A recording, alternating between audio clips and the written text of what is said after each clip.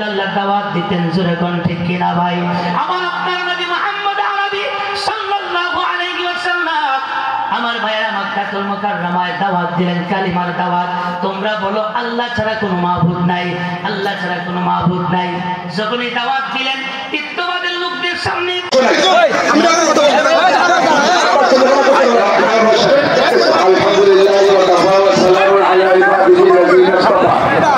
আমি আমার দেশবাসীর কাছে সকলের কাছে হুজুর যে আলোচনা করেছে আমি শুনি নাই। যদি রাষ্ট্রপতি সরকার বিরোধী আমাদের আওয়ামী লীগ সরকার বিরোধী বলে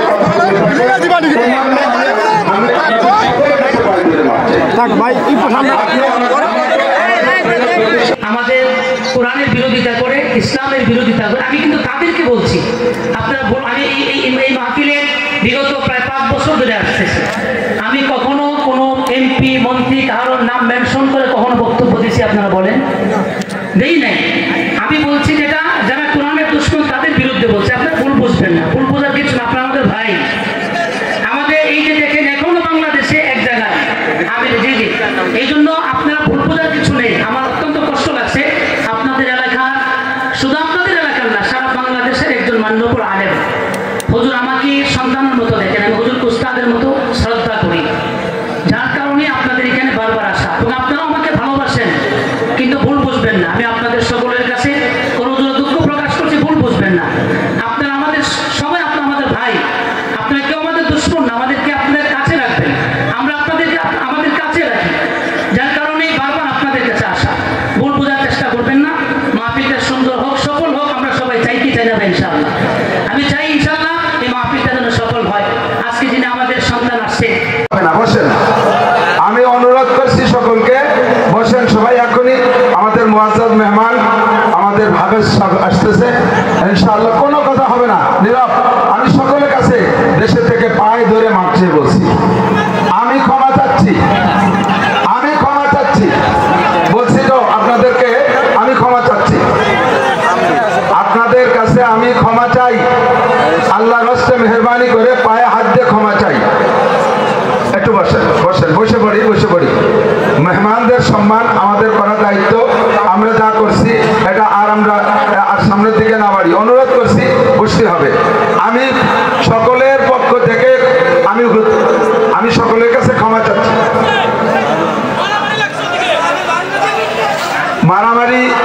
মারামারি হবে না। বসেন, সবাই বসেন, সবাই বসি।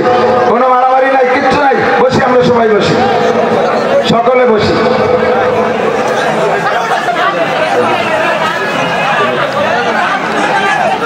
স্থানীয় যুবকরা তোমরা এগুলো কন্ট্রোল করো।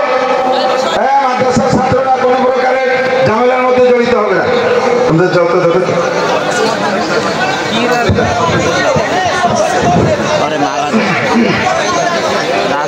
ভাই, আমি সকলকে উদাত্ত আহ্বান জানাচ্ছি। আমাদের হযরত মহাতামিম শাহ হুজুর আপনাদেরকে আশ্বস্ত করেছেন যে আর সামনে এই জাতীয় কোনো কথা বক্তব্য আর হবে না। তারপরেও যদি আপনারা এভাবে বিক্ষিপ্ত পরিবেশ তৈরি করেন তাহলে আমাদের এলাকার বদনাম হবে। আমি সকলকে, আমার এলাকার সকল মুরব্বীদেরকে, মুরব্বী মক্কেলের সকলের পায়ে হাত দিয়ে অনুরোধ করছি, মাহফিলের পরিবেশকে আপনারা নষ্ট করেন না। সামনে আর রাজনীতির কোনো কথা হবে না। আপনারা বসেন, কোরআন এবং হাদিসের আলোকে অত্যন্ত গুরুত্বপূর্ণ আলোচনা সামনে হবে। মেহেরবানি করে আপনারা সকলে বসে যান ভাই। আজকের মাহফিলকে সফল করতে আমাদের সকলের সহযোগিতা প্রয়োজন ভাই। অনাকাঙ্ক্ষিত অপ্রত্যাশিত ভাবে যদি কিছু বের হয়েও যেয়ে থাকে, আপনারা সকলে মেহেরবানি করে ক্ষমার নজরে দেখবেন। সকলেই বসেন ভাই। আমি যদি বসে যাই আরেকজনও বসে যাবে। মেহেরবানি করে আপনারা বসে যান।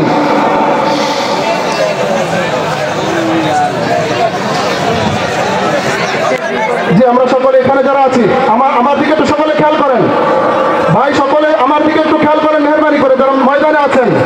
যত সমস্যা আছে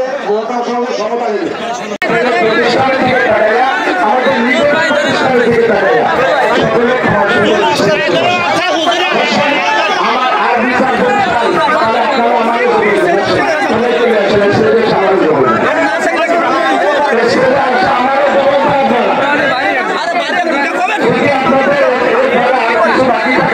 আপনারা দুজন মানুষের সামনে থাক ভাই হয়ে গেছে থাকবে না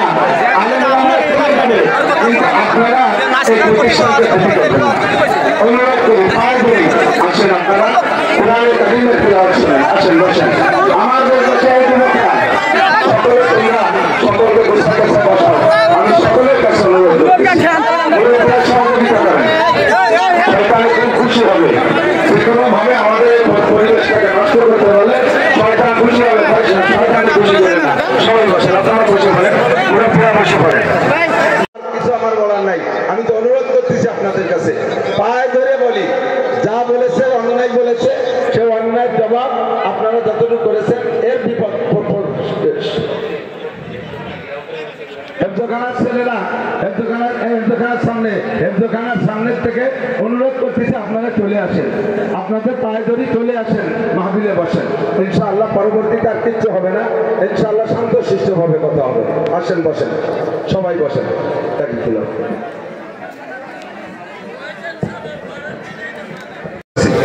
আপনারা যারা দাঁড়িয়ে আছেন একটু বসেন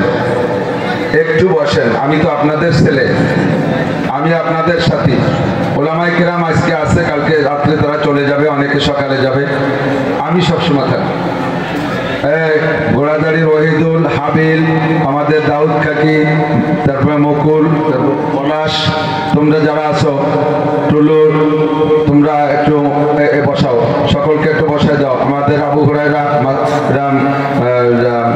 টিটু তোমরা সকলকে সহযোগিতা করো বসায় দাও আমাকে যুবকরা যারা আছেন সবাই একটু সবাইকে বসায় দেন সকলকে বসায় দেন আসেন আপনার একটু সামনে আসেন হুজুর এখন এই রাস্তাটা ক্লিয়ার করে দেন হুজুর আসতেছে আমাদের হাফেজ মুয়াজ মাহমুদ এখন আসতেছে এই রাস্তাটা ক্লিয়ার করে দেন একটু পরিষ্কার এদিকে আগে আসেন এই গেটের সামনে থেকে সরে আসেন হেফজখানার সামনে যারা আছে তারা এখনো ওখান থেকে সরে আসার জন্য অনুরোধ করছি ঘোড়াদাড়ির ওয়াহিদুল তারপরে আমাদের এই শেখবাড়ির মিকাইল তারপরে কাকিবাড়ির যারা আছে যুবকরা ঘোড়াদাড়ির হাবিল তোমরা সকলকে গুছাই এই ভিতরে আসো সকলকে গুছাই ভিতরে আসো এই রাস্তাটা ক্লিয়ার করে দেখতে আসেন একটু আগে আসেন রাস্তা ক্লিয়ার না হলে হুজুর আসতে পারতেছে না শুধুমাত্র তিলাওয়াত শুনবো ইনশাআল্লাহ আর আমাদের মুর্তজা হাসান ফয়জি সাহেব হুজুর হাফিজাহুল্লাহ হুজুর মুক্তাসার কথা বলবেন এরপরে দোয়া হবে আসেন বসেন সবাই বসেন এই রাস্তাটা ক্লিয়ার করে দেন না দরজা এইখানে গেটের কাছ থেকে একটু সরিয়ে আসেন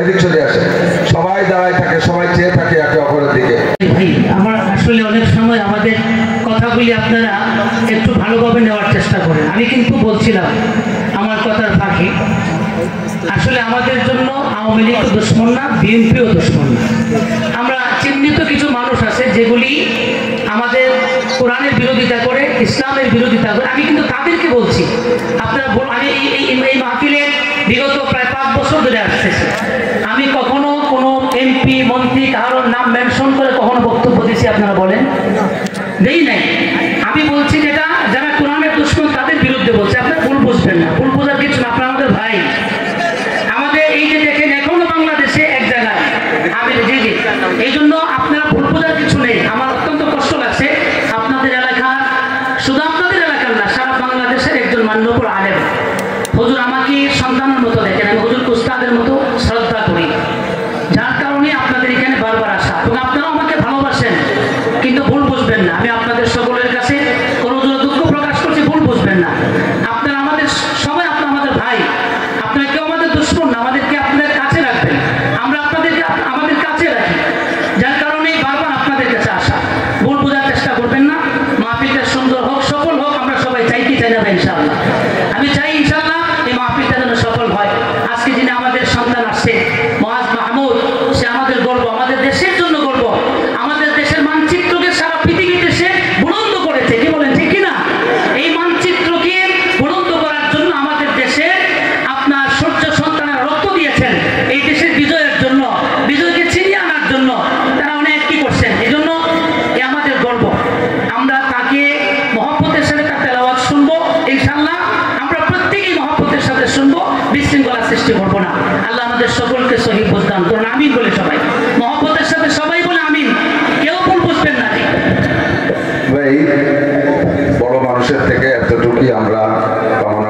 সে যেটা বলছে ভুলের ভুল বুঝবো, মানে তার জবানের কি বলা হয় স্লিপ করা হোক, একটা কিছু হয়ে গেছে যার জন্য আপনারা উত্তপ্ত হয়েছেন। আমি আপনাদের সকলের কাছে আবারও করজোর অনুরোধ করি, আমাদের ছাত্ররা যারা আছে, ছাত্ররা অনেকে দাঁড়িয়ে আছে, ছাত্ররা বসতে হবে, ছাত্ররা বসো, বিভিন্ন মাদ্রাসা থেকে যে ছাত্র আছে তারা আগে বসেন, আগে বসেন, আর একটু কাছে আসেন, একটু কাছে আসেন। এখনই তেলাওয়াত হবে ইনশাআল্লাহ। আন্তর্জাতিক খ্যাতি সম্পন্ন হাফেজ মুয়াজ মাহমুদ আমাদের তেলাওয়াত করে শোনাবে, আমরা সকলে বসি ইনশাআল্লাহ।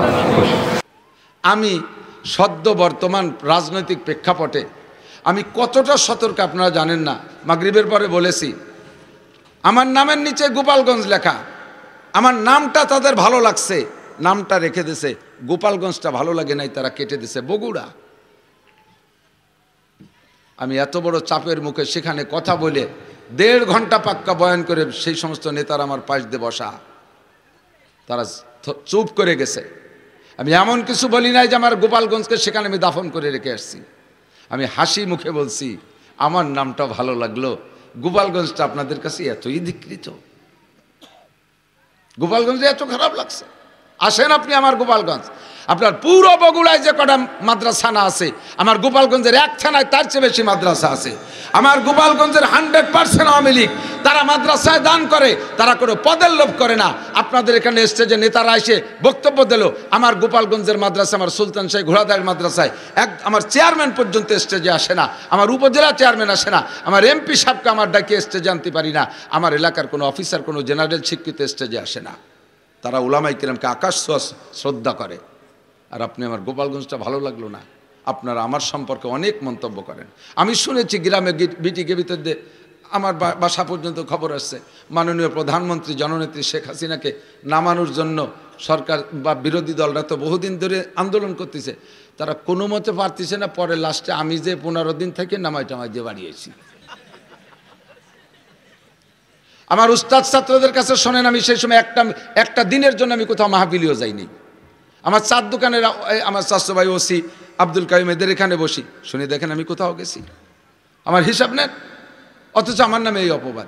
লাস্টে নামাই দিয়ে আসার সময় আমি মিষ্টি এনে মাদ্রাসায় খাওয়াইছি। কত বড় জঘন্য অপরাধ! এইগুলো আমি মাফ করব না, এটা অপবাদ দেশে মাফ করব না। হ্যাঁ, যদি কন্ট্রোল হয়ে যান, সামনে যদি দিনের খাতিরে জবানকে কন্ট্রোল করেন, আমার আপনজন আমি কারে মাফ করব না, আমার আপনজন আমি কারে মাফ করব না। যারা এই ভুল করেছেন সকলকে আমি আল্লাহর রাস্তায় ক্ষমা করে দিছি। সামনে আমার দিক তাকায় না, আপনারা আমার ছেড়ে দেন। আমার সুলতান সেই মাদ্রাসার দরকার নেই, আমার জান জীবন সব কিছু এর জন্যে শেষকালে এসে খরচ করছি, দূরে দূরে মাদ্রাসায় পড়াইছি। 28 লক্ষ টাকা তো যে খাতায় লেখছে, যেদিনের থেকে এই আব্দুল করিম সাহেব আসছে তারপরের থেকে লেখা শুরু হয়েছে। আগের যেগুলো সেগুলো লেখিও নেই, কোথায় আছে তার খবরও নেই, আমি ওর হিসাবও করি না। আজকে বক্তাদের টাকা দেবো, পর্যাপ্ত টাকা আসে নাই, আমি ব্যাগে নিজের টাকা ব্যাগে করে নিয়ে ঘুরতেছি।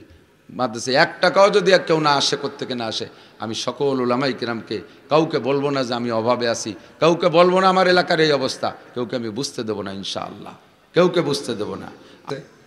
এখন আর বেশি সামনের দিকে আগাবো না। আলহামদুলিল্লাহ ভাইজানের তেলাওয়াতে আমরা মুগ্ধ, বয়ানও সুন্দর লাগলো, সব বক্তার আলোচনা ভালো লাগছে কিনা কথা বলেন।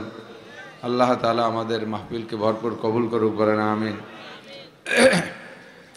ইন্নাল হামদুলিল্লাহ ওয়াসসালাতু ওয়াসসালামু আলা মান লা নাবিয়্যা বা'দা, আম্মা বা'দ, ফাআউযু বিল্লাহি মিনাশ শাইতানির রাজীম, বিসমিল্লাহির রহমানির রহিম।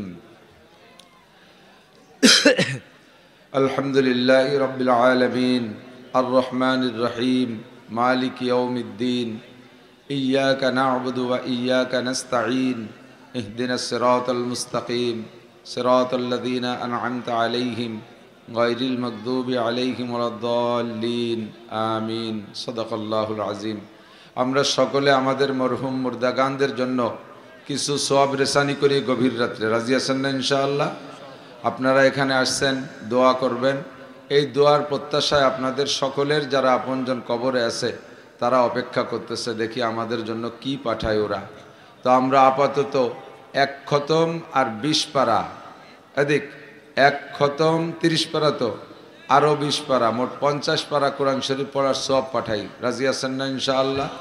আপনজনদের জন্য। তো কোরআন শরীফ মোট হলো 30 পারা, তা 50 পারা হলো কি এরিয়া, 2 খতমে যদি যাই তাহলে এক খতম দেওয়ার পরে ফিরে খতম শুরু করে 20 পারা পড়লি মোট 50 পারা হলো না? একেবারে সহজ বুদ্ধি। একবার সূরা ফাতিহা পড়লে 20 পারা কোরআন শরীফ পড়ার সওয়াব, বলেন সুবহানাল্লাহ। আর 3 বার কুল হু সূরা পড়লে এক খতমের সওয়াব। তাহলে অল্পের ভিতরে আমাদের মরহুম মুর্দাগানদের জন্য আমরা এই পরিমাণ সওয়াব রেসানি করি। সকলে পড়ি বিসমিল্লাহির রহমানির রহিম, আলহামদুলিল্লাহি রাব্বিল আলামিন, আর রহমানির রহিম, মালিক ইয়াউমিদ্দিন, ইয়্যাকা না'বুদু ওয়া ইয়্যাকা নাস্তাঈন, ইহদিনাস সিরাতাল মুস্তাকিম, সিরাতাল লাযীনা আন'আমতা আলাইহিম গায়রিল মাগদুবি আলাইহিম ওয়ালাদ-দাল্লিন, আমিন। বিসমিল্লাহির রহমানির রহিম, কুল হুয়াল্লাহু আহাদ, আল্লাহুস সামাদ, লাম ইয়ালিদ ওয়া লাম ইউলাদ ওয়া লাম ইয়াকুল লাহু কুফুয়ান আহাদ। বিসমিল্লাহির রহমানির রহিম, কুল হুয়াল্লাহু আহাদ, আল্লাহুস সামাদ, লাম ইয়ালিদ ওয়া লাম ইউলাদ ওয়া লাম ইয়াকুল লাহু কুফুয়ান আহাদ। বিসমিল্লাহির রহমানির রহিম, কুল হুয়াল্লাহু আহাদ, আল্লাহুস সামাদ, লাম ইয়ালিদ ওয়া লাম ইউলাদ ওয়া লাম ইয়াকুল লাহু কুফুয়ান আহাদ। নবী পাক সাল্লাল্লাহু আলাইহি ওয়াসাল্লামের ভাষ্য অনুযায়ী অবশ্যই আমরা এক খতম 20 পারা কোরআন শরীফের নেকি ইনকাম করেছি। আমরা যার নামেই বকশেশ করি না কেন, সর্বপ্রথম আমার আপনার আমল নামায় জমা হয়ে গেছে। এই নেকিটা নিজের প্রত্যেকের আমল নামায় জমা হয়ে গেছে। এবার আর একজনকে দিয়ে দিলে আপনি একেবারে খালি হাত হয়ে যাবেন না। আল্লাহ পাক রব্বুল আলামিনের দরবারে কম নাই। সমপরিমাণ নেকি আপনার যত মানুষের নামে নিয়ত করবেন অত মানুষের আমল নামায় পৌঁছে যাবে একেবারে সহজে। তো ধৈর্যচ্যুত করব না, আমি আপনাদের ধন্যবাদ জানাই। আজকে বড় শান্তশিষ্ট পরিবেশে আপনারা রাতের এই 12টা পর্যন্ত ধৈর্যের সাথে আমাদের ওলামাই কেরামের বয়ান শুনেছেন। আমি সারা বাংলাদেশে ঘুরি, আমরা একসাথে সব জায়গায় কম বেশ মাহফিলে পেছে যাই। আরও ওলামাই কেরাম আছে, দেশ ভরে বক্তারা বয়ান করতেছে। সময় সুযোগ মতো আমি আপনাদের জন্য বাছাই করে এ মাঠে যাদের উপযুক্ত হয় আমি তাদেরকেই সংগ্রহ করি। কখনো এ মাঠ থেকে আপনারা একেবারে খালি মুখে ফিরে যান নাই, অতিরিক্ত হয়ে ফিরে যান নাই। আমি যেদিন থেকে মাদ্রাসার সাথে সম্পৃক্ত হয়েছি 2013 সাল, তারপর থেকে মক্কার মেহমান আনছি 2-3 বার। এখানে বিশাল জামাতে জুমার নামাজ আপনারা আদায় করেছেন। এ সব মিলে আশপাশে সব ভরে গেছে। যেখানে কখনো হয়তো জীবনে যেতে পারবেন না, মক্কা মসজিদে জামিউস শুহাদার ইমাম সাহেব মক্কা শহরে, আমি ওনার মসজিদে গিয়েছি, ওনার বাসায় আমি সেহরি খেয়েছি। উনি হেরেম শরীফের কমিটির সদস্য এবং পাশে একটা শহরের ভিতরে বড় একটা জামে মসজিদের খতিব ডক্টর হাসান শারাবি। এর আগের বছর এসেছিলেন মক্কা শহরের সমস্ত ইমামদের সুপারভাইজার ডক্টর ফাতহি। এর আগে এসেছিলেন এক মুরব্বী 2 বার, ওনার নাম আলী মারজুক রেফাই। এরপর থেকে ধারাবাহিক আমাদের হাফিজুর রহমান সিদ্দিকী, জুবাইর আহমদ আনসারি ভাইও 2-3 বার আসলেন, আরও আসবেন ইনশাআল্লাহ। বড়রা যারা আছে আমি সকলকে আপনাদের কাছে হাজির করার চেষ্টা করব। সর্বহালাতে আপনারা আমার পাশে থাকবেন তো ইনশাআল্লাহ। দোষে গুণে মানুষ, আমি বেগুনা মাসুম না, আমি মুবাররা মোনাজ্জান, আমার অনেক ত্রুটি আছে। তো যার যার দোষ সে ধরতে পারে না। আল মুসলিম ও মিরআতুল মুসলিম, এক মুসলমান আর এক মুসলমানের আয়না স্বরূপ। আয়নার ভিতরে আপনার চেহারার ভিতরে কোথায় কোন দাগ আছে, কোন ত্রুটি আছে, এটা একাকি দেখতে পারেন আয়না ছাড়া? আয়না ছাড়া কি দেখা সম্ভব? এটা আপনার চেহারাকে আয়নার সামনে ধরবেন, তখন আয়নায় বলে দেবে তোমার এখানে একটা তিল আছে, তোমার এখানে নিচু আছে, তোমার এখানে উঁচু আছে, এগুলো সবই দেখা যায়। তো এক ভাই আর এক ভাইয়ের জন্য আয়না স্বরূপ। আমি সকলকে অনুরোধ করব, যদি আমার ভিতরে কোনো ত্রুটি পান, আমি দুপুরবেলা মহিলা মাহফিলের ভিতরে বলেছি, মাইকের আওয়াজ তো অনেক দূর গিয়েছে, 2টা কথা। একটা কথা হলো, আমার যদি জেনুইন আপনার সরাসরি জানা কোনো অপরাধ আপনার জানা থাকে, এদিক আমি কোনো অন্যায় করেছি, এইটা যদি আপনি সরাসরি জানেন, কে থেকে শুনিয়ে না, সরাসরি আপনাকে জানতে হবে।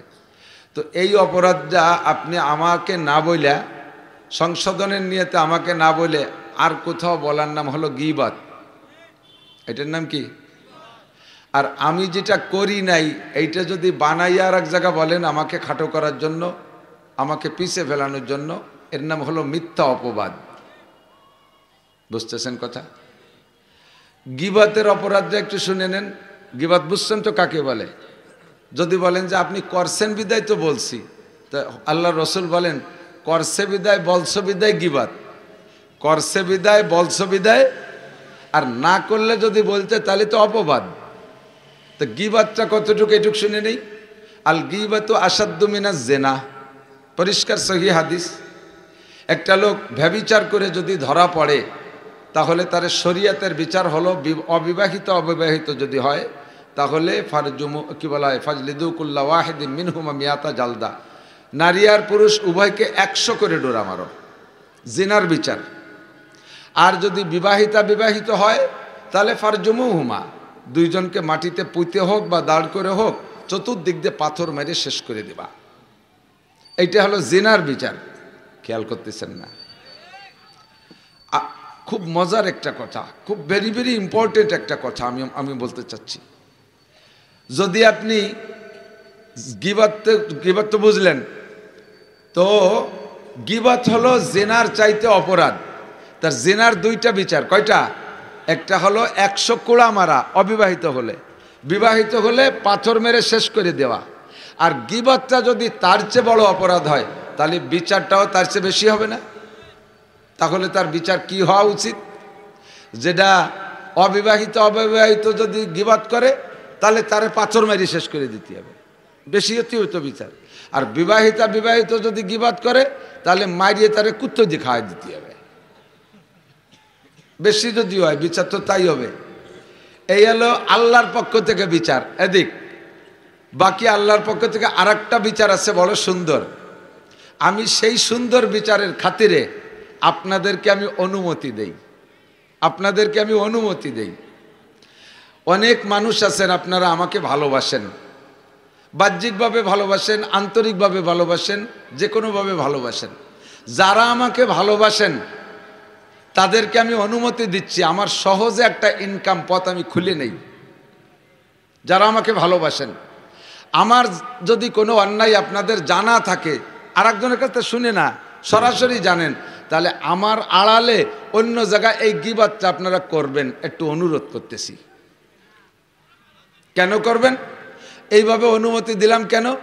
আমি যে গুনাহটা করছি এইটা যদি আমার আড়ালে বলেন, ওই গুনাহটা আপনার আমলনামায় চলে যাবে, আর অনায়াসে আপনার ওখান থেকে কিছু নেকি ট্রান্সফার হবে আমার এখানে, অনায়াসে চলে আসবে। এর জন্য কোনো মোহরি লাগবে না, এর জন্য কোনো দালাল টালাল লাগবে না, ওই ওকে অনায়াসে আসা যাওয়া করবে।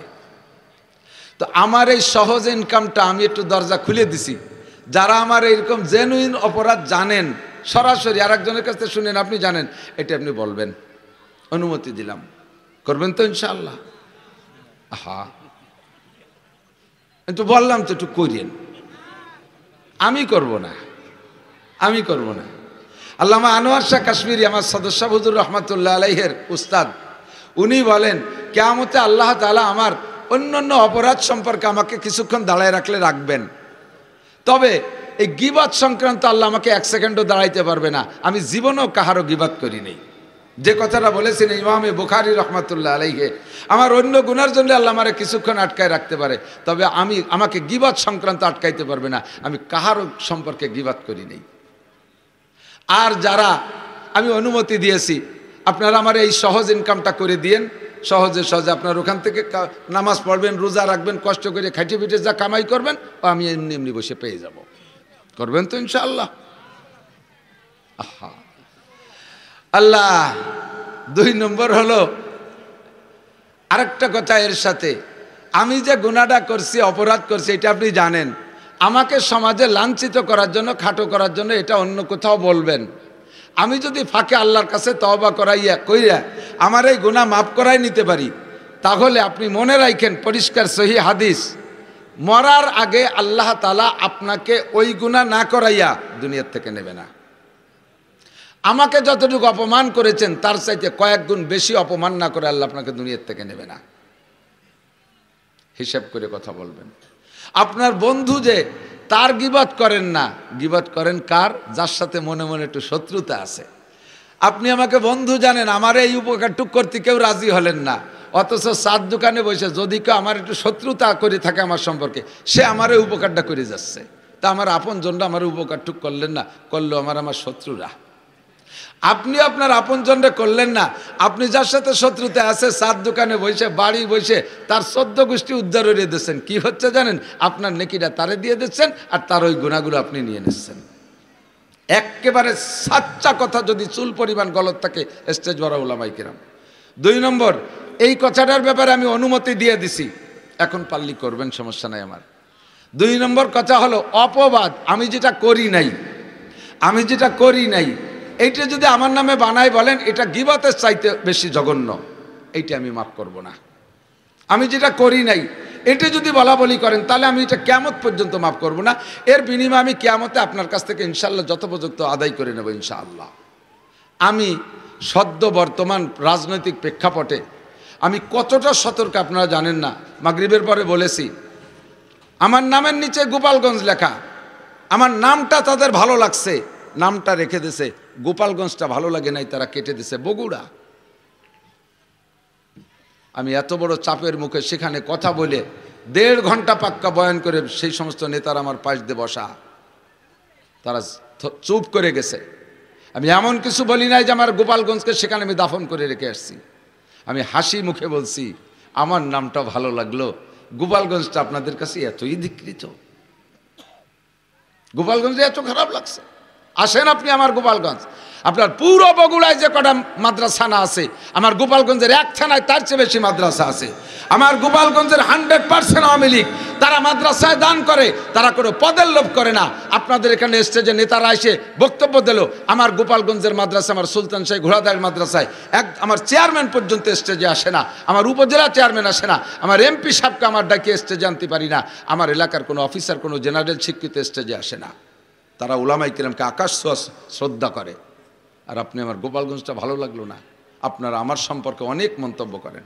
আমি শুনেছি গ্রামে বিটিকে ভিতরে আমার বাসা পর্যন্ত খবর আসছে, মাননীয় প্রধানমন্ত্রী জননেত্রী শেখ হাসিনাকে নামানোর জন্য সরকার বা বিরোধী দলরা তো বহুদিন ধরে আন্দোলন করতেছে, তারা কোনো মতে পারতেছে না। পরে লাস্টে আমি যে 15 দিন থেকে নামাই টামাই দিয়ে বাড়িয়েছি। আমার উস্তাদ ছাত্রদের কাছে শোনেন, আমি সেই সময় একটা দিনের জন্য আমি কোথাও মাহফিলেও যাইনি। আমার 4 দোকানের আমার চাচা ভাই ওসি আব্দুল কাইম এদের এখানে বসি, শুনে দেখেন আমি কোথাও গেছি, আমার হিসাব নেন। অথচ আমার নামে এই অপবাদ। লাস্টে নামাই দিয়ে আসার সময় আমি মিষ্টি এনে মাদ্রাসায় খাওয়াইছি। কত বড় জঘন্য অপরাধ! এইগুলো আমি মাফ করব না, এটা অপবাদ দেশে মাফ করব না।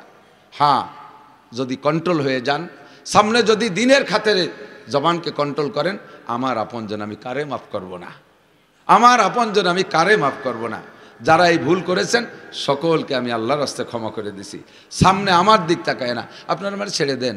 আমার সুলতান সেই মাদ্রাসার দরকার নেই, আমার জান জীবন সব কিছু এর জন্যে শেষকালে এসে খরচ করছি, দূরে দূরে মাদ্রাসায় পড়াইছি। 28 লক্ষ টাকা তো যে খাতায় লেখছে, যেদিনের থেকে এই আব্দুল করিম সাহেব আসছে তারপরের থেকে লেখা শুরু হয়েছে। আগের যেগুলো সেগুলো লেখিও নেই, কোথায় আছে তার খবরও নেই, আমি ওর হিসাবও করি না। আজকে বক্তাদের টাকা দেবো, পর্যাপ্ত টাকা আসে নাই, আমি ব্যাগে নিজের টাকা ব্যাগে করে নিয়ে ঘুরতেছি। মাদ্রাসায় 1 টাকাও যদি কেউ না আসে, কোত্থেকে না আসে, আমি সকল উলামায়ে কেরামকে কাউকে বলবো না যে আমি অভাবে আছি, কাউকে বলবো না আমার এলাকার এই অবস্থা, কাউকে আমি বুঝতে দেবো না ইনশাআল্লাহ, কাউকে বুঝতে দেবো না। আমার দেশের ইজ্জত আমি নষ্ট করব না, আমার জনগণের ইজ্জত আমি নষ্ট করবো না, তাদের বুঝাই দেবো যে হ্যাঁ সকলে আমার সাথে আছে। আপনারা থাকবেন না ইনশাআল্লাহ? একটু কারা কারা থাকবেন? আল্লাহকে হাত দেখাবেন, মহব্বতের সাথে থাকবেন তো ইনশাআল্লাহ? মাদ্রাসার সাথে থাকবেন তো ইনশাআল্লাহ? আমাদের সহযোগিতা করবেন তো ইনশাআল্লাহ? আমাদের সহজে আপনাদের টাকা নিয়ে আমার খাওয়া খান, আপনাদের টাকা নিয়ে আমার খাওয়া লাগে না, আল্লাহ আমাকে রুজি দেছে। বোর্ডিংয়ে চাউল থাকে না, কিনে দেই। উলামায়ে কেরাম সাক্ষী, এই জায়গায় বসে কথা বলতে তো মিথ্যে কথা বলতে একটু কাঁপা লাগে। আমি বোর্ডিংয়ের 1 লুকমা ভাতও খাই না। প্রত্যেক মহতামিম সারা বাংলাদেশের যত কোটিপতি শিল্পপতি মহতামিম আছে মাদ্রাসা থেকে বেতন নেয়, মাদ্রাসা থেকে খায়। আল্লাহ আমারে যেদিন থেকে রুজির প্রশস্ততা দেশে সেদিন থেকে সিদ্ধান্ত নিয়েছি, আমাকে যেহেতু আল্লাহ দেশে, আমি এর থেকে কারটা খাবো? এই গরিবদের জন্য আনি, আমি এর থেকে কি খাবো? এদের জন্য টাকা আনি, আমি এর থেকে কি বেতন নেব? এতে আমার কি হবে? আল্লাহ পাক আমাকে যথেষ্ট দিয়েছে আপনাদের দোয়ায়, কাজেই আমার এর থেকে খাওয়া লাগে না। অনর্থক যারা মন্তব্য করেন, আরে আনে বস্তা বস্তা আমাকেও দেয়, পরে নিজেও দালান দিচ্ছে। আপনারা আমার সাথে থাকেন, আপনারা আমার সাথে থাকেন, বললে কেউ নিয়ে যাবেন না, আর বলাও ঠিক হবে না, বললে আবার পিছনে ইনকাম ট্যাক্স লেগে যাবে। তা আমার ইনকাম ট্যাক্স দেওয়ার জায়গা আছে আমার মাদ্রাসা। সবাই জানে, বাংলাদেশের সকল পুলিশকে আমি বন্দুক হিসেবে জানি। রাতের বেলা রাস্তায় কুয়াশার ভিতরে পুলিশকে দেখি, আমি তাদেরকে দেখি, আমি গাড়িতে কিছু খাবার রাখি, কুয়াশার ভিতরে টিটটির করে কাঁপে, ফাঁকা রাস্তাটা আমারে পাহারা দেয়। আমার জন্যই তো সে রাস্তায় আমি ওখানে দাঁড়িয়ে তাদেরকে 7 আপ, কোনো পুলিশ পান খায়, লাইনের পুলিশ তো সবই মারছি না, দাঁড়ায় তাদেরকে পান দেই। হাজার হাজার গাড়ি আটকায় ফেলে সময় সময়, আমি গাড়ির থেকে মুখখান বের করলে, এই হুজুরি খান জাতি দাও, হুজুরি খান জাতি দাও, আমার দুটিয়ে পান খানো, তাদের সাথে সালাম কালাম, তাদের সাথে কুশল বিনিময় যদি আমি এই সম্মানটা পাই, আমার এমপি মন্ত্রিত্বতে এই সম্মান পাবো না? এমপি মন্ত্রী হলে 5 বছর পাবো, আবার নামিয়ে যাওয়ার সাথে সাথে মানুষই আমার গাড়ি ভরে গোবর মারবে। ওই এমপি দিয়ে আমার দরকার নেই, কথা কন না কেন, ঠিক না? আমি এমপি মন্ত্রীকে চাইতে বহু দামে আছে, আমি স্টেজে বসি, মন্ত্রী আমার পাদ্দারে বসা, একেবারে বিশ্বাস। এখন তো এমপি মন্ত্রী নাই কেউ। এই যে আমাদের মাদারীপুরের মন্ত্রী ছিলেন, এটা শাহজাহান খান, মাদারীপুর রাজর মাহফিলে চেয়ার পাইনি, শাহজাহান খান নিচেই বসা, বয়ান শুনতে শুনতে আমার পাদ্দারে চলে আসতেছে, এরকম চাই রয়েছে। আমি দিয়ে দিয়েছি শাহজাহান, আমি স্যার স্যার স্যার, কই বুঝুর আপনি তাহেন, চেয়ার হলো আপনার, আমি মন্ত্রী আছি, মন্ত্রণালয়ের চেয়ারম্যান, এভাবে বহুত সম্মান পাই। আমার আর দরকার নেই, আপনারা আমার সাথে থাকবেন, মাদ্রাসা করব ইনশাআল্লাহ। রাজি আছেন না ইনশাআল্লাহ? আপনাদের তিল তিল যা দেন, ওর কিছু আমার পকেটে এখনও ওই সেই আমলে যেন 1 টাকার কয়েল চলতো, সেই 1 টাকার কয়েন আমার ব্যাগের মধ্যে আছে। আমার কাছে 5 টাকা নাই, মাদ্রাসার টাকা 5 টাকা আছে। আমি 1000 টাকার নোট ভাঙ্গাইয়া 5 টাকার পান খাই, মাদ্রাসার কয়েন জায়গায় থাকবো, ওটা আমি রদ বদলও করি না। আল্লাহ সাক্ষী, আল্লাহ, আমি আমার আমানতের উপরে এই হেফাজত না করলে আল্লাহ আমার এত দিত না, আমি খেয়ানত করলে আল্লাহ আমার এত দিত না। আপনাদেরকে আপ্যায়ন যত্ন করতে পারি না, সময় মতো এত মানুষ বসে রয়েছেন, রাতের বেলা খাইতে যেতে পারবো না। আমার ছেলেপেলেরা সব ক্লান্ত হয়ে গেছে, ঘরের ভিতরে খাওয়াইছে।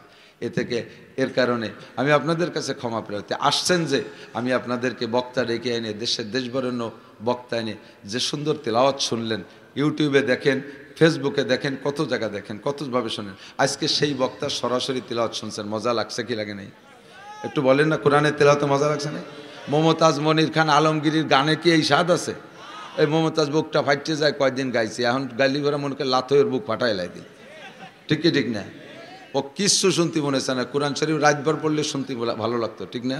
হাজার হাজার মানুষ এখান দিয়ে, শত শত মানুষ দাঁড়াইছিল। আল্লাহ পাক রব্বুল আলামিন আমাদের সকল গুনাহ থেকে বেঁচে থাকার তৌফিক দান করেন। আল্লাহ পাক রব্বুল আলামিন বাংলাদেশকে শান্ত করে দেখ, বলেন আমিন। আমি একটা কথা বলবো, ছোট্ট একটা কথা, রাজনীতি না, রাজনীতি। আমি এই 3টে পরামর্শ মাননীয় প্রধানমন্ত্রীর বাড়ির কাছে টুঙ্গিপাড়া মাহফিলে বলছিলাম, কয় বছর ধরে বলতেছি যে এই রাজনৈতিক নেতা যারা ওখানে, যারা টুঙ্গিপাড়া কোটালীপাড়া যারা ছিল, তারা আমার পাশে বসে, আমি বললাম যে আমরা তো প্রধানমন্ত্রীর কাছে যেতে পারবো না, আমার এই 3টে নিউজ একটু পৌঁছায় দেন, অনেক কঠিন কিছু না, 3টে কথা বাস্তবায়ন করুক জাতীয় সংসদে, ইনশাআল্লাহ বিরোধী কোনো দল থাকবে না, 14 দফা 13 দফা কোনো দফা থাকবে না, সব দফা সারা হয়ে যাবে ইনশাআল্লাহ। 3টে, একটা বলছিলাম জাতীয় সংসদ থেকে নামাজটাকে বিল আকারে পাশ করে দেওয়া হোক। আপনারা কি একমত? একমত? যে সরকারি আসুক, আওয়ামী লীগ সরকার যদি এই কাজটা করতো তাহলে আল্লাহর রহমত নাজিল হতো। 2 নম্বরে দাবি করেছি, পর্দার বিল পাশ করেন। যত নোংরা ফিল্ড আছে, কক্সবাজার, কুয়াকাটা, বিভিন্ন পার্ক, এ জায়গার থেকে পিটাই জোড়া ভাঙ্গিয়ে দেন, নামায় দেন পুলিশ, পিটাই জোড়া ভাঙ্গিয়ে দিন। বসে বসে দিন ভরে সুরো ফাতেহা মস্ক করে ওই জায়গা। হ্যাঁ, এই আকাম পার্টিতে বাড়োই দাবলান, আল্লাহর রহমত নাজিল হবে। কথা বলেন ঠিক ঠিক না? 3 নম্বরে দাবি করেছি, বাংলাদেশ থেকে সমস্ত পয়সাওয়ালাদের থেকে জাকাত আদায় করেন সঠিকভাবে, আর আমানতদার মানুষের মাধ্যমে বন্টন করেন। এই সমস্ত গরিব এতিম মাদ্রাসা এলাকার যত গরিব জনগণ আছে, এদের ব্যারাক, অ্যাডামস, কারিতাস, বিআরডিবির কাছে যাওয়া লাগবে না, সুদে কারবার সম্পূর্ণ বন্ধ হবে। আজকে বাংলাদেশটা এখন সুদের মেরুদণ্ডে পরিণত হয়েছে। কথা বলেন না কেন? বলতে পারি না, জবানে আলা চাল বলতে পারি না, সুদে বাংলাদেশ এখন জ্বলা শুরু হয়ে গেছে। ছোটবেলায় দেখতাম সব জায়গায় উড়োস দেখ না, উড়োস, সার পোকা না মাস্টার পোকা, সার পোকা। তো এই উড়োস এখন বাংলাদেশে নাই, আছে নাকি? গেল কোন জায়গা? ছোটবেলা উস্তাদের কাছে শুনতাম 7 জন সুদখোরের নাম তাবিজ বানাইয়া গরুর গলায় ঝুলোই দিলে আইটেলি পড়ে যায়, ঘরের কোনায় বাঁধে দিলে উই পোকা, সার পোকা চলে যায়। মাঝে মাঝে ট্রাই করতাম। এখন দেখি যে বাংলাদেশের কোনো জায়গায় উড়োস নাই, গেল কোন জায়গা? তাবিজটা দেই নেই। তাবিজ দেওয়া লাগবে না, ঘরে ঘরে সুদে কারবার ঢুকে গেছে, সুদখোর আর সুদদাতা প্রত্যেক বাড়ি আছে। উড়ো শেয়ার সার পোকায় কয় কি আস্তাগফিরুল্লাহ, থাকা যাচ্ছে না সুদীর গন্ধে, ওরা বমিয়তে ইন্ডিয়া চলে গেছে। সব বন্ধ হয়ে যেত যদি জাকাত পদ্ধতি চালু হতো। 4 নম্বর আর একটা দাবি করেছি শেষকালে, কাদিয়ানি পার্টি, গোলাম আহমদ কাদিয়ানি, ভারতের প্রোডাক্ট, এ আমার নবীর এগেনস্টে নবুয়তি দাবি করে। গোলাম আহমদ কাদিয়ানি কি নবী? যুবকরা বলো, একটু জোরে বলো, ও কি নবী না কাফের? সকলে মুরব্বীরা জবান খুলে বলবেন, যে চুপ করে থাকবেন বোঝা যাবে যে সে ওর নবুয়তিতে একমত আছেন। গোলাম আহমদ কাদিয়ানি নবী না কাফের? তারে যারা কাফের না বলবে তারাও, তারা ক্ষমতায় থাকতে আমি বহুত অনুরোধ করছি, আগেও করছি, বিএনপির আমলে সরকারে করেছি, সর্বকালে দাবি করব আমার নবীকে নবী হিসেবে বাস্তবায়ন করতে হবে, কাদিয়ানিকে দেশ থেকে ঝাঁটা মারিয়ে তাড়াই দিতে হবে। ঠিক কি ঠিক না? 4টে দাবি। সাথে নতুন করে বেরোয়েছে হেজবুত তাওহীদেরটা, আর কি কয় আর একটা হলো আহলে কোরআন। হেজবুত তাওহীদ আইছে ভিতরে ভিতরে ঢুকছে, ওর নেতার নাম হলো পাঙ্কু সেলিম। পাঙ্কু সেলিম এই জায়গা কাজনী কাজনী কয়টা দাড়ি, বগলও যাটুকুর দাড়িও সেটু, নারী পুরুষ একসাথে হজবরল মিলে কাতার দাঁড়ায় নামাজ পড়ে, একটা পুরুষ একটা মহিলা, একটা পুরুষ একটা মহিলা। ওর নামাজ যারা দেখছো যুবকরা ফেসবুকে তারা সাক্ষী দাও। ইমাম সাহেব রুকুতি, মুসল্লি একটা রুকুতি, একটা সিজদা, একটা দাঁড়ানো, একটা কাড়ানো, একটা শোয়া, এই এক জামাতে নামাজ পড়তেছে। হজবর মানে এত গতি, মুসল্লিরা আইসি সত্যি পারে না। এইটা হয়েছে ইসলামের আর এক মুরব্বী। এইটারে যদি যুবকরা পাও তাহলে নিজেরা প্রাথমিক নাস্তা কিছু দিয়ে পরে পুলিশের কাছে দিয়ে দেবা, ঠিক আছে না ইনশাআল্লাহ? তোমাদের ধর্মীয় কোনো জায়গায় যদি কম পড়ে, আমি তো আছি তোমাদের কাছে। তুমি করছিলে ছোটদের জন্য, মুরব্বীরা আবার অন্য কিছু মনে করেন না, আপনারা সকলে মিলে। কারণ বুড়োরা তো এমনি জইল হয়ে গেছে, নড়াচড়া কমিয়ে গেছে। ডাক দিলি যদি কই চলেন এখনই ফিলিস্তিন যাব, 2 বুড়ো মধুমতির গান করলি যাইয়ে, ও তোরা যা, আমি কালকে আসতেছি। তো আপনারা এখানে বসে দোয়া করবেন, আমি যুবককে নিয়ে ফিলিস্তিন রওনা দেবো। রেডি যুবক? সত্যি? কারা কারা? বক্সিনের সাথে একটা তকবীর হবে, হাতে বক্সিন বানাও। মারামারি আর কচু আর ঘুষি বানাতে দিছে পাও না, এরকম ঘুষি দিলে বুড়ো আঙ্গুল উল্টো দিক চল, এই যে ঘুষি এদিক। আমি ক্যারাডি শিখছিলাম, ঘুষির সিস্টেম এরকম, এদিক টাইট। নারায়ে তাকবীর। বিশ্বের মুসলিম এক তো আছে, তো একই শুয়ে থাকলে হবে নাকি? একই কি হবে, তা করতে হবে না, একাও জেহাদ করো। আর যখন কব নেতানিয়াহুর চামড়া, তাহলে কি করতে হবে? পারবো না, শুয়োরের চামড়া আমরা তুলতে যাবো কেন? কুত্তই কামলা। বিশ্বের মুসলিম এক হও, জিহাদ করো, এক হও, জিহাদ করো। নেতানিয়াহুর চামড়া, কুত্তই কামলা, ইহুদিদের দালালরা, নেতানিয়াহুর দালালরা, খ্রিস্টানদের আস্তানা, ইহুদিদের আস্তানা। নারায়ে তাকবীর। জাযাকুমুল্লাহ। যাইতে পারবা না, তবে জজবা আছে, কিয়ামতে বদরি সৈনিকদের সাথে জান্নাতে যাওয়া। জেহাদি প্রেরণা অন্তরে থাকলে, গতকালকে হুজুর বলছিলেন, মাসুম সাহেব বলছিলেন, এই অবস্থায় জেহাদি প্রেরণা থাকলে যদি বিছানাও মারা যান, আল্লাহ আপনাকে শহীদি দরজায় জান্নাতি করে দেবে। রাজি আছেন ইনশাআল্লাহ? 3টে তারিখ মুখস্থ করতে হবে, বলেন 10, 11, 12 জানুয়ারি 2025। কি হবে কন্দি? নির্বাচন, বিশ্ব ইজতেমা। বলেন কি হবে? বিশ্ব ইজতেমা। যাবেন তো ইনশাআল্লাহ? যাবেন তো ইনশাআল্লাহ? যুবকরা কত জায়গায় শিক্ষা সফরে গেলে কুয়াকাটা যে কি গুড়ার ডাটা নিয়ে আইছো, হ্যাঁ? ওই চট্টগ্রামের কোন জায়গা যেন যায়? আরে কক্সবাজার না, ওই পাশে রাঙ্গামাটির ওই পাশে সাজেক। থ্যাংক ইউ, তুই গেছিস সাজেক। সাজেকে যে কি সাজিয়ে আইছো? হনুমান সাজিয়ে আইছো। কক্সবাজার কুয়াকাটা কি আছে শিক্ষা সফরে? কিচ্ছু নাই। তোমরা যাও পয়সা খরচ করে। আমার এই যে 27 তারিখেও একেবারে কক্সবাজার পয়েন্টে টিকিট ঢুকে গেছে মোবাইলই, যশোর থেকে ঢাকা, ঢাকা থেকে কক্সবাজার। আবার 3 দিন মাহফিল করে এইভাবে ব্যাক ফ্লাইট 6টা 8টা টিকিট আমার পকেটে ঢুকে গেছে। তোমরা যাও পয়সা করে, আমারে পয়সা খরচ করে নিয়ে আরো লাখ লাখ টাকা দিয়ে দেবে। ও জায়গা যাইয়েছি সব, কোথায় গিয়েছে জানতে বাকি নেই। জাফলং একেবারে জৈন্তাপুর একেবারে এই লাস্ট ফিনিশিং যে বর্ডারটা তামাবিল বর্ডার, ওই বর্ডারের গোড়ায় আমার মাহফিল আছে। জানুয়ারিতে একটা, ফেব্রুয়ারিতে একটা, এই ডিসেম্বরে 1 সফর আছে, 3 সফর ওখানে। আমার পয়সা কোথায় গিয়েছে আমি জানি। কোনো জায়গায় শিক্ষার ব্যবস্থা নাই। দাওয়াত ও তাবলীগের ইজতেমায় শিক্ষার ব্যবস্থা আছে না নাই? হাঁটতে শেখায়, শুইতে শেখায়, খাইতে শেখায়, বসতে শেখায়, ঢিলা শেখায়, কুলুক শেখায়, নামাজ শেখায়, রোজা শেখায়, পর্দা শেখায়, টুপি শেখায়, দাড়ি শেখায়, মেসক শেখায়, ঠিক না? আমি মোটরসাইকেলের মজিবার দারোগা, আমার মারা গেছে, ওই যে মাঝে মাঝে কই না, মজিবার দারোগারে নিয়ে গেছি সাতক্ষীরা। তো ওর দেখতে চেকতে তো খুব মানায়, আমার ততটা মানায় না। সবাই মনে হচ্ছে এই বুঝি প্রধান বক্তা, মুসাফা সব ওনার সাথে করতেছে, নাস্তা পানি সব ওনারে দেয়, আমার একটু দেয় না। আমি ওই যে বড় কম্বল এনে ওনার গায়ে দিয়েছে, আমার একখান খেতা দিয়েছে, আমি কোনায় কাইতে গেছি। সবাই ওনারে নিয়ে বসে, হুজুর লেখাপড়া কোথায় করছেন? কেউ করছি বিভিন্ন জায়গায়। আমি ওনারা ইশারা দিচ্ছি আজকে সাতটি থাও। পরে কইতেছে, হুজুর আপনি কোথায়? আপনি বলে সাইকুল হাদিস, আপনি বলে সাইকুল, আমার নামে তো সাইকুল হাদিস ঘোষণা দিয়েছে। আপনি সাইকুল হাদিস? জি সাইকুল হাদিস। আমার সাথে ঘুরতে ঘুরতে তো সব শিয়ে ফেলাইছে। তা আপনি ফারেক কোন জায়গা থেকে? আমি শরিয়তপুর পুলিশ লাইনিতে ফারেক, মানে রিটায়ার্ড করছে ওই জায়গাতে, শরিয়তপুর পুলিশ লাইনিতে ফারেক। ওরা মনে হচ্ছে পুলিশ লাইনের পাশে মাদ্রাসা আছে, ওইতে ফারেক, এই জন্য পুলিশ। পরে কোথায় পড়েন? আমার বউরে বাংলা বুখারী শরীফ পড়াই। চলেন হুজুর স্টেজে যেতে। সেই সময় আমি তো বক্তা না, বক্তা হলো ওই হুজুর। পোলাপানেকে এতক্ষণ যা খাইছো ফেলাও। আল্লাহু আকবার। মজিবার দারোগারে নিয়ে মোটরসাইকেলে গেছি ঢাকা। ওই ইজতেমার মাঠের পশ্চিম পাশে আছে কামারপাড়া, যারা জানেন তারা সাক্ষী। কামারপাড়া আছে না? ওই কামারপাড়া মাহফিল।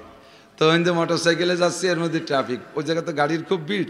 মজিবার দারোগা পুলিশ মানুষ তো, ওনার একটা সাহস আছে, ওই রঙে গাড়ি ঢুকাই দিয়েছে, ট্রাফিকটা ঠেকাইছে। এই ফাঁসতে ঢুকলে তো উনি করছে আমি পুলিশের লোক। কইলে পুলিশে একটু ছাড় দেয়।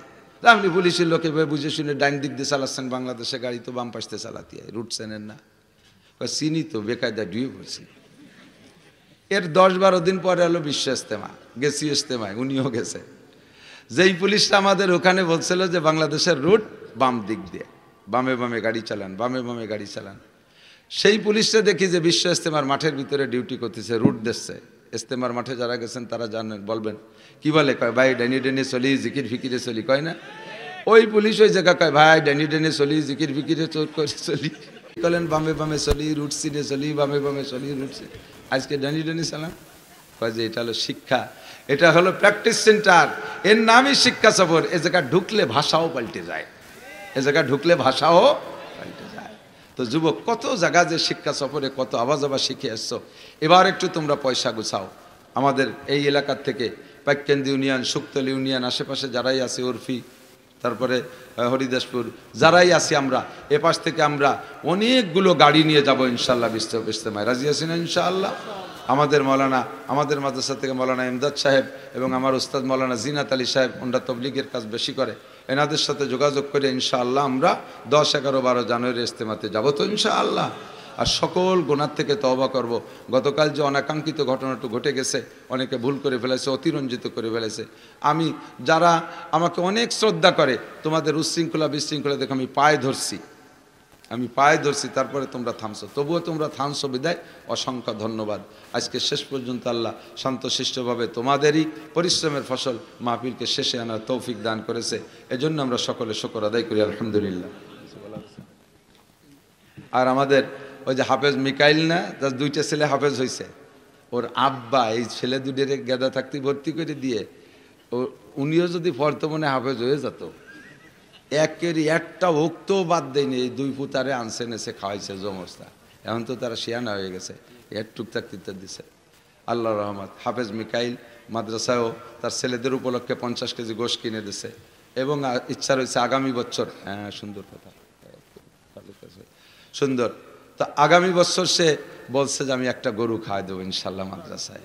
ছেলেদের স্টেজ হাফেজ মিকাইল কোয়া এই যে আমাদের হাফেজ ও একটা হজ গ্রুপ খুলছে, নাম দিয়েছে আইকনিক। এর অ্যাড দেওয়া মাকসাদ না, বাকি সে বলছে যে আমাদের দেশের ছেলে, তার মাধ্যমে যদি আমরা হজে যাই অনেকটা নিরাপদ হবে, উমরায় গেলে নিরাপদ হবে। দূরের কের মাধ্যমে গেলে কোনো জায়গা ফাঁকি ফুঁকি দিলি পারা, কষ্ট দিলি পারা, তার প্রতিশোধ নিতে পারি না। আর ও ভুল করলি পারা যাই বাড়ি ধুয়ে পড়বো, ঠিক না? আইকনিক। আর আরেকটা অ্যাড, এইটা হলো আমার প্রাণপ্রিয় উস্তাদ শেখুল হাদিস আল্লামা আব্দুল মান্নান কাশিনী হুজুর রহমাতুল্লাহ আলাইহ, সদস্যা হুজুর রহমাতুল্লাহ আলাইহের সাহেব কি বলা হয় জামাতা, হুজুরের জামাই কাশিনী হুজুর রহমাতুল্লাহ আলাইহে। বড়দের জীবনী পড়ো, তোমরা অনেক অনেক লেখাপড়া করো যুবকরা, আজে বাজে পড়ো, এই ইংরেজদের জীবনী পড়ো, এগুলো পড়বা না। টাকা থাকলে মাত্র 150 টাকা কাশিনী হুজুর রহমাতুল্লাহ আলাইহের জীবনী আসছে। মানুষটা কেমন, আমি তার জীবনী আমি 1 বছর পড়েছি। সারা বাংলাদেশের উলামা ইকরামদের ভিতরে লেগে গেছিল তুমুল লাগা। একটা মিটিংয়ের ভিতরে কাশিনী হুজুর ছিলেন সভাপতি, আর আহমদ শফি সাহেব ছিলেন, শাইখুল হাদিস সাহেব ছিলেন, আরও আলেমরা ছিলেন। 3 দিন পর্যন্ত 52 জন আলেমে রাজনৈতিক দলে অ্যাটাক করে করে ধুমসা বক্তব্য দিয়েছে। লাস্টে কাশিনী হুজুর এই 52 জনের বক্তব্যকে লেখে নাই, কোথাও কোনো জায়গা নোট করে নাই, 52 জনের বক্তব্যকে নিজে এক এক করে শুনোই দিয়েছে। এই টাইমে অমক কইছে, এই টাইমে অমক কইছে, এইতে এই কইছে, এইতে এই কইছে, সবগুলো বলে তার ফিনিশিং দিয়েছে। আহমদ শফি সাহেব হাটহাজারী মোহতান সাহেব বলছিলেন আব্দুল মান্নান মান্না আলাইনা, আজকে যদি আব্দুল মান্নান এখানে না থাকতো তাহলে এই ঘরের মধ্যে কয় মৌলবী দাড়ি ছিঁড়াছিঁড়ির বাড়ি যা লাগতো।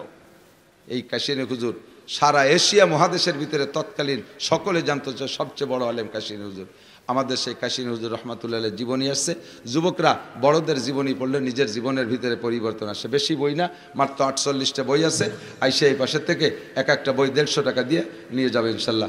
পরে পরে পরে দুয়ার পরে আসলে এই পাশে 160 না 160 টাকা, 160 টাকা, 160 টাকার ভিতরে এক একটা বই নিয়ে যাবেন, লেখাপড়া করবেন। বড়দের জীবনী পড়লে ইনশাল্লাহ বড় হতে পারবেন। আমরা দোয়া করবো ইনশাআল্লাহ। আল্লাহুম্মা সাল্লি আলা মুহাম্মদ। যারা শিক্ষিত যুবক লেখাপড়া করেন তারা নিয়ে যাবেন। বাপরা ছেলেদের জন্য একটা বই নিয়ে পড়াবেন যে ছোট থেকে বড় হয় কিভাবে, মানুষ দামি হয় কিভাবে। এনাদের জিন্দেগি পড়লে আল্লাহর রহমতে দামি হওয়া যায়। আল্লাহুম্মা সাল্লি আলা মুহাম্মাদিন ওয়া আলা। একান্ত যারা দূর থেকে আসছেন সামান্য কিছু খাবার আছে, অনেকেই খাইছে ভিতরে। যারা খাইছেন অনুরোধ করি, রাত বেড়ে গেছে যদিও ক্ষুধা লাগে, আপনারা আর একবার খেয়ে কষ্ট দিয়েন না। যে কয়জন একান্ত দূর থেকে আসছেন আমাদের ইউনিয়নের বাইরে, তারা যদি না খেয়ে থাকেন একটু ভিতরে বসবেন, আমাদের খানার ব্যবস্থা করে দেবেন। আমাদের মুস্তাহিদ মিয়া অসুস্থ, সকালে আসছিলেন, দেখা করে গেছে, আমরা দোয়া করব। আরও যারা অসুস্থ আছে, আমাদের চেয়ারম্যান মিয়ার মা অসুস্থ বেশ কতদিন ধরে, সকলের জন্য আমরা দোয়া করব। আল্লাহুম্মা সাল্লি আলা মুহাম্মাদিন ওয়া আলা আলি সাইয়্যিদিনা মুহাম্মাদিন ওয়া বারিক ওয়াসাল্লাম। শিক্ষিত ছেলেরা পকেটে টাকা থাকলে ফাঁকে ফাঁকে এসে বই নিয়ে নিও, বেশি বই না, পরে থাকবে না। আল্লাহুম্মা সাল্লি আলা মুহাম্মাদ। আলহামদুলিল্লাহি রাব্বিল আলামিন ওয়াসসালাতু ওয়াসসালামু আলা সাইয়্যিদিল আমবিয়া ওয়াল মুরসালিন। রব্বানা যালামনা আনফুসানা ওয়া ইল্লাম তাগফির লানা ওয়া তারহামনা লানাকুনান্না মিনাল খাসিরিন। ربنا فاغفر لنا ذنوبنا وكفر عنا سيئاتنا وتوفنا مع الأبرار. ربنا هب لنا من أزواجنا وذرياتنا قرة أعين واجعلنا للمتقين إماما. اللهم زدنا ولا تنقصنا وأكرمنا ولا تهنا وأعزنا ولا تذلنا في الدنيا والآخرة وآتنا ولا تحرمنا وآثرنا ولا تؤثر علينا عدونا وارض عنا وارضنا يا ارحم الراحمين. আয় মেহেরবান আল্লাহ, গভীর রাত পর্যন্ত 2 দিন ব্যাপী মাহফিলের সমাপনী দিনে আখেরি অধিবেশনের আখেরে আয় আল্লাহ উলামায়ে কেরামের নূরানি রোহানি বয়ানের পরে আমি এলাকার সন্তান, আমি আমার আপনজনদেরকে নিয়ে চলে আসছি তোমার কাছে। আয় আল্লাহ আমার আপনজনের সব আমার আপন, আয় আল্লাহ তারা ভরসা করে এই গভীর রাত্রে বসে রয়েছে, তোমার কাছে দুটো হাত তুলেছে। যেই ময়দানে সুলতান আহমদ নানুপুরি রহমাতুল্লাহ আলাইহি চোখের পানি জড়াইছে, হযরত মাওলানা আব্দুল ওয়াহাব সাহেব রহমাতুল্লাহ আলাইহি চোখের পানি জড়াইছে, সুটপার হুজুর, চৌমনি হুজুর, কাশিনী হুজুর রহিমাহুমুল্লাহ এক ময়দানে এসেছে, মুফতি সাহেব হুজুর, সাইদ আহমদ সাহেব হুজুর এসেছেন, বহুত উলামায়ে কেরামের পদচরণ ঘটেছে। তোমার পবিত্র দেশ মক্কা মদিনার উলামায়ে কেরামরা এখানে এসেছে, তাদের কদমের বরকতে আল্লাহ আমরা মনে করি জমিনটা বড় বরকতি জমিন। এই জমিনে বসে তোমার কাছে হাত তুলেছি আল্লাহ, আমার আপনজন সহ আমাদের সকলকে তুমি মাফ করে দাও আল্লাহ, তুমি অবশ্যই মাফ করে দাও। আমার দেশের সব জনগণকে তুমি মাফ করে দাও আল্লাহ। আমার গোপালগঞ্জ, নড়াইল, আশপাশের বাগেরহাট সহ আশপাশের যেসব জেলা থেকে অনেক মানুষ এসেছে সকলেই আমার আপন, আমি সকলের জন্য তোমার কাছে ক্ষমা চাই। মেহেরবান আল্লাহ, এই রাত্রে তাহাজ্জুদে রক্ত হয়ে গেছে, তুমি আখেরি আসমানের রহমত নিয়ে চলে এসেছো আল্লাহ। তুমি ডাকতেছো, কে আছো ক্ষমা প্রার্থী, মাপ চাও। আমরাই সবাই ক্ষমা প্রার্থী, তুমি মাফ করে দাও আল্লাহ, অবশ্যই আমাদেরকে মাফ করে দাও। বেগুনা মাসুম হয়ে বাড়ি যার তৌফিক দান করো। আয় মেহেরবান আল্লাহ, আমাদের আব্বা, আমাদের মা, আমাদের দাদা দাদি, নানা নানি, আমাদের শ্বশুর শাশুড়ি, আত্মীয় স্বজন, এগানা বেগানা আপনজন, আমাদের উস্তাদবর্গ, আয় আল্লাহ মাদ্রাসার উস্তাদ, স্কুল কলেজের উস্তাদ, অনেক মুরব্বীরা কবরে চলে গেছে, সকলের পক্ষ থেকে ক্ষমা চাই, তুমি মাফ করে দাও। গত মাহফিলে ভাইজান হাবিবুর রহমান সাহেব ছিলেন, এ মাহফিলে নাই। কারি সাহিদ সাহেব এসে বলতেছে হাফেজ হাবিবুর রহমান সাহেব হুজুর নাই, শুনে বড় খারাপ লাগলো। এমন করে আমাদের অনেক মুরব্বীরা চলে গেছে, সকলের পক্ষ থেকে ক্ষমা চাই, তুমি মাফ করে দাও আল্লাহ। সকলের কবর আযাব বন্ধ করে দাও, সকলের কবরে জান্নাতুল ফেরদাউসের দরজা খুলে দাও রব্বুল আলামিন। আমার এলাকার জনগণ হয়তো বোঝে না, মাঝে মাঝে ত্রুটি বিচ্যুতি হয়ে যায় আয় আল্লাহ রব্বুল আলামিন, তুমি সেদিক না তাকাইয়া, তারা এ মাদ্রাসায় অনেক দান করে, মাদ্রাসার পক্ষে কথা বলে, উলামায়ে কিরামকে ভালোবাসে, যখন যা চাই তা তারা সাধ্য অনুযায়ী দেয়। মালিক, তুমি এই দিক তাকাইয়া আমার এলাকার সকলকে তুমি মাফ করে দাও, বাংলাদেশের সকল মুসলমানকে ক্ষমা করে দাও আয় মেহেরবান আল্লাহ। যারা বেঁচে আছি, আমরা এখানে বসে আছি, আমরাও আমাদের আপনজন যে যেখানে আছে সকলের জান মাল ইজ্জত আবরু তুমি হেফাজত করো, সুস্থতার সাথে ইজ্জতের সাথে প্রশস্ত হালাল রিজিকের সাথে আমাদের সকলকে লম্বা হায়াতে তয়বা দান করো আয় আল্লাহ। রাজনৈতিক বিভিন্ন প্রকার হয়রানি চলতেছে, এই হয়রানি থেকে আমার এলাকার সকল জনগণকে হেফাজত করো আয় আল্লাহ, হয়রানি থেকে হেফাজত করো, সকলকে জান মালের নিরাপত্তা তুমি আল্লাহ দান করো। মানুষে দিতে পারবে না, মানুষে দিতে পারবে না, তুমি আল্লাহ জান মালের হেফাজত দান করো আয় মেহেরবান আল্লাহ।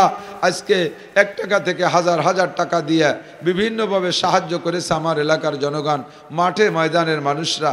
মালিক, আমি সকলের পক্ষ থেকে তোমার কাছে দরখাস্ত করছি, এরা যেমন আমাদের অভাবের পাশে হাত বাড়াইছে, তাদের সকল অভাবের পাশে তোমার রহমতের হাতটা বাড়ায় দাও, তাদের সকল অভাবের পাশে তোমার রহমতের হাতটা বাড়াইয়া তাদের অভাব তুমি দূর করে দাও। নিঃসন্তানীদেরকে নেক সন্তান দিয়ে তাদের সন্তানের অভাব দূর করে দাও। কন্যা সন্তানের মা বাবা যারা, তাদের একটা পুত্র সন্তানের আব্বু আম্মু ডাক শুনতে মনে চায়, মালিক তাদের নেক সন্তান দিয়ে, নেক পুত্র সন্তান দিয়ে খুশি করে দাও।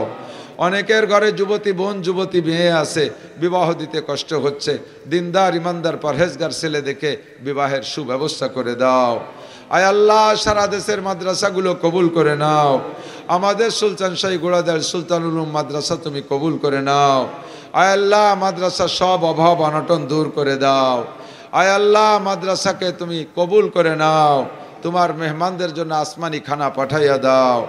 আমাদের মুরব্বী যারা এখনও বেঁচে আছে আয় আল্লাহ, শেখ বুরহানুল ইসলাম সাহেব, হাজী রুস্তুম আলী সাহেব, আয় আল্লাহ আমাদের ভাইজান ফরিদ আহমদ সাহেব সহ আমাদের সভাপতি সাহেব, আমাদের আশপাশে আরও অনেক মুরব্বী আছে, সকলের নাম বলছি না আল্লাহ, তুমি জানো। আমাদের এসব মুরব্বীদেরকে সুস্থতার সাথে হায়াতে তয়বা বাড়ায় দাও আয় আল্লাহ। তাদেরকে দিনের খেদমতে, এই মাদ্রাসার খেদমতে কবুল করে নাও। আমাদের চেয়ারম্যান সাহেবের মা অসুস্থ, মুস্তাহিদ মামা অসুস্থ, দোয়া চেয়েছে আল্লাহ, তাদেরকে তুমি সুস্থতার সাথে হায়াত বাড়াইয়া দাও। যারা না বুঝে আল্লাহ, তাদেরকে মাদ্রাসার বুঝ দান করো। যাদের দ্বারা মাদ্রাসার ক্ষতি হয় তাদেরকে মাদ্রাসা থেকে এবং মাদ্রাসাকে তাদের থেকে একটু আল্লাহ নিরাপদের ব্যবস্থা করে দাও আয় মেহেরবান আল্লাহ। তোমার ঘর মসজিদের কাজে হাত দিয়েছি, আমার যা ছিল সব খরচ করে ফেলাইছি। তোমার বান্দারা আজকে কিছু দিয়েছে, অনেক টাকার কাজ আল্লাহ। তোমার যে বান্দার মাধ্যমে মাদ্রাসার মসজিদটা পূর্ণ হবে তাকে তুমি মাদ্রাসায় পাঠায় দাও। দেশ বিদেশ থেকে, আমেরিকা থেকে, দেশের থেকে, বিভিন্ন দেশ থেকে, ইটালি থেকে, ফ্রান্স থেকে আমার কাছে এই মাদ্রাসায় সভা উপলক্ষে টাকা পাঠাইছে। সারা দেশের দেশ বিদেশ থেকে যারা যেখান থেকে পাঠিয়েছে সকলের দান তুমি কবুল করে নাও, তাদের জান মাল হেফাজত করো, ব্যবসা বাণিজ্য চাকরি বাকরিতে বরকত দান করো, কৃষকের ক্ষেত খামারে তুমি বরকত দান করো। মা বোনরা চাউল ডাউল টাকা পয়সা ডিম আন্ডা অনেক কিছু দিয়ে সাহায্য করেছে, আল্লাহ তাদের হাতও তুমি বরকত দিয়ে ভরপুর করে দাও, তাদেরকে আরও বেশি দেওয়ার তৌফিক দান করো। আয় মেহেরবান আল্লাহ, আমাদের ছেলে মেয়ে যারা লেখাপড়া করছে জেনারেল লাইনে হোক মাদ্রাসায় হোক সকলের মেধা শক্তি বাড়াইয়া দাও, সামনে পরীক্ষার্থীদেরকে ভালো পরীক্ষা দেওয়ার তৌফিক দাও, সকলকে উচ্চ শিক্ষায় শিক্ষিত করে দাও। আমার যুব সমাজকে আল্লাহ মুজাহিদিনদের সাথে কবুল করে নাও। আয় মেহেরবান আল্লাহ, যেই সরকারের দ্বারা দেশে আমাদের এই মূল দাবি নামাজ প্রতিষ্ঠিত হবে, কোরআনের শিক্ষার মর্যাদা বাড়বে, উলামায়ে কেরামের সম্মান হবে, মসজিদ মাদ্রাসার খেদমত হবে, জাতির সঠিক খেদমত হবে, দেশের সম্পদ যারা লুটপুট করে বাইরে নিয়ে যায় এরকম পার্টি না, যারা আমানতদারির সাথে সঠিক খেদমত করবে এমনদের হাতে তুমি রাষ্ট্র ক্ষমতা দিয়ে দাও, এমনদের হাতে তুমি রাষ্ট্র ক্ষমতা দিয়ে দাও। খায়েনিন জালিমিনদের হাত থেকে তুমি দেশকে হেফাজত করো। ফিলিস্তিন গাজার মুসলমানদেরকে বিজয়ী দান করো, বাইতুল মুকাদ্দাস মুসলমানদের হাতে এনে দাও। আয় আল্লাহ, ফিলিস্তিন গাজা লিবানন ইরানের মুজাহিদিনদেরকে তুমি কামিয়াব করে দাও। ইহুদ নাসারাদেরকে তুমি ভূমধ্য সাগরে তাদের অস্ত্রে তাদেরকে ধ্বংস করে ডুবাইয়া দাও, ফিরাউনের মতো তাদেরকে ধ্বংস করে দাও, নমরুদের মতো আসমানি গজব দিয়ে তাদেরকে ধ্বংস করে দাও। আয় মেহেরবান আল্লাহ, আখেরি ফরিয়াদ আমাদের বিশ্ব ইজতেমাকে তুমি ভরপুর কবুল করে নাও। আগামী 7ই ডিসেম্বর আমাদের গোপালগঞ্জ ওলামা পরিষদের পক্ষ থেকে ইসলামী মহাসম্মেলন, এটাকে ভরপুর কবুল করে নাও, কামিয়াব করো, সফল করো, আমাদের শরীক থাকার তৌফিক দান করো। আল্লাহ আখেরি ফরিয়াদ, মরার আগে সকলকে একটা বার করলেও হজ করার তৌফিক দাও, হজ করার তৌফিক দাও। হজ না করা দুনিয়ার থেকে নিও না, যারা গিয়েছি তাদেরকে আরও 2-1 যাওয়ার তৌফিক দান করো। আয় আল্লাহ, আমাদের মধ্যে যারা অসুস্থ আরও অনেক রুগীরা দোয়া চেয়েছে, সবাইকে তুমি সুস্থ করে দাও। বিশেষ করে আমার মা অনেক বয়স হয়ে গেছে, আমার মাকে তুমি সুস্থ করে দাও, আমার মাকে সুস্থ করে দাও, হায়াত থাকলে সুস্থ করে দাও, সুস্থতা মঞ্জুর না থাকলে ঘরে ফেলায় কষ্ট না দিয়া তুমি ইমানের সাথে তোমার রহমতের কোলে তুলে নাও। আমার মোহাম্মদুল্লাহ অসুস্থ, 26-27 বছর বয়স, আল্লাহ তার বড় শখ হয় এই মাহফিল দেখতে আসা, তাকে তুমি তৌফিক দাও নাই, শুয়ে থাকে। হায় আল্লাহ, হায় আল্লাহ, তুমি আমার বাবাকে সুস্থ করে দাও, হায় আল্লাহ আমার বাবাকে সুস্থ করে দাও, আমার বাবাকে সুস্থ করে দাও, আমার মাদ্রাসা কবুল করে নাও। আয় আল্লাহ, আমাদের দোয়া তোমার হাবিবের তোফালে কবুল ও মঞ্জুর করে নাও। আমাদের 2 দিন ব্যাপী মাহফিলে যত বক্তারা এসেছে সকলের জবান, সকলের কণ্ঠ, সকলের ইলম ও আমলে তুমি বরকত দান করো, দিনের দায়ী হিসেবে তাকে কবুল করে নাও। সারাটা বছর বক্তারা রাস্তায় থাকে, আয় আল্লাহ তুমি সকল প্রকার হাদেসা, দুর্ঘটনা, অ্যাক্সিডেন্ট, চোর ডাকাত, গুন্ড বদমাশের হাত থেকে তুমি হেফাজত করো। খাস করে আজকে যারা বয়ান করলেন তাদেরকে তুমি হেফাজত করো। রব্বির হামহুমা কামা রব্বায়ানি সগীরা রব্বি জিদনি ইলমান নাফিআ। সাল্লাল্লাহু তাআলা আলা খায়রি খালকিহি মুহাম্মাদিন ওয়া আলিহি ওয়া আসহাবিহি আজমাইন বিরহমাতিকা ইয়া আরহামার রাহিমিন। যারা বই নেবেন এখান থেকে আরেকটা কথা, আমরা মুরব্বীদেরকে নিয়ে, উপদেষ্টাদেরকে নিয়ে আগামী বছরের মাহফিলের ডেট ফাইনাল করব। তবে আমরা ওলামায়ে কেরাম বসে একটা খসড়া ডেট করেছি, আশেপাশে যাতে কোনো মাহফিলের সাথে প্যাচ না পড়ে। আগামী বছর 14-15 নভেম্বর এই শুক্র শনি হবে এই মাদ্রাসার মাহফিলের আমরা খসড়া একটা ডেট করেছি। মুরব্বীরা যদি পরামর্শে এটা একমত হয় তাহলে এই তারিখে আগামী বছর মাহফিল হবে ইনশাআল্লাহ। আশেপাশে যারা মাহফিল করবেন এই তারিখ বাদ দিয়ে করলে তাহলে তারও আর পেশ পড়বে না ইনশাআল্লাহ। আসসালামু আলাইকুম রহমতুল্লাহ। সকলের সুস্বাস্থ্য কামনা করি, নিরাপদে গন্তব্যে পৌঁছতে পারেন দোয়া করি। আল্লাহ তাআলা সকলকে কবুল করুক। আসসালামু আলাইকুম। আলহামদুলিল্লাহ, দূর দূরান্ত থেকে